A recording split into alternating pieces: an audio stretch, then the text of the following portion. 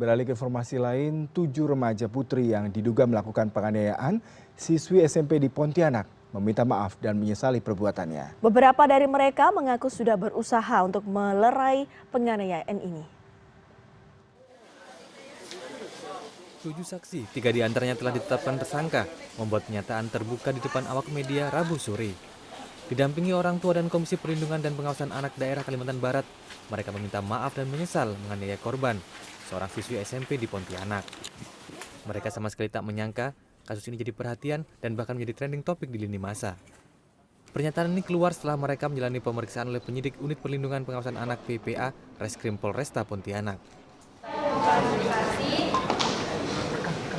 saya bukanlah pelaku yang membunuh Audrey karena diberita di media yang beredar dan foto-foto saya disebarkan dengan juduli bahwa saya adalah pembunuh Audrey dan berita beredar bahwa semuanya mengeroyok 12 PS1 padahal semua itu tidak benar.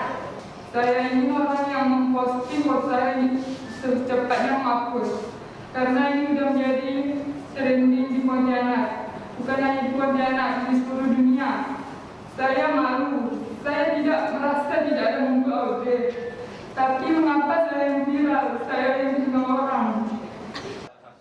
Mereka juga mendesak akun yang memposting wajah mereka di media sosial segera meminta maaf. Sementara, penyidik kepolisian Resort Pontianak Kota telah menetapkan 3 tersangka terhadap kasus kekerasan siswi SMP ini. 3 tersangka ini dijerat pasal 80 ayat 1 Undang-Undang Perlindungan Anak dengan ancaman hukuman penjara 3 tahun 6 bulan.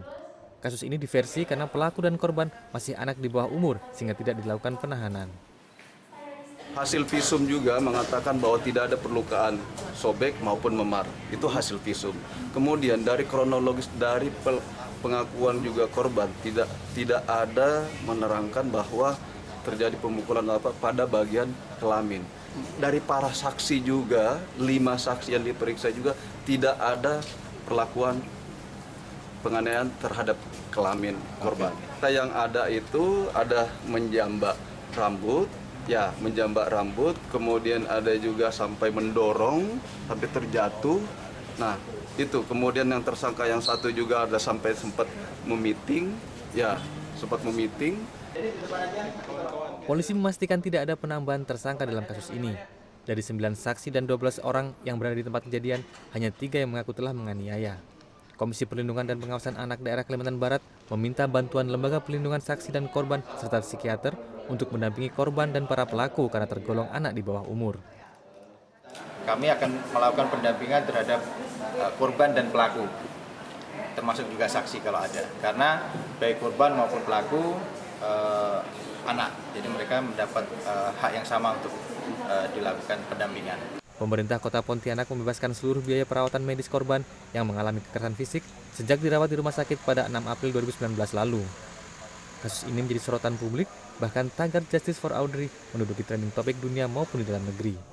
Adi Saputro, Pontianak.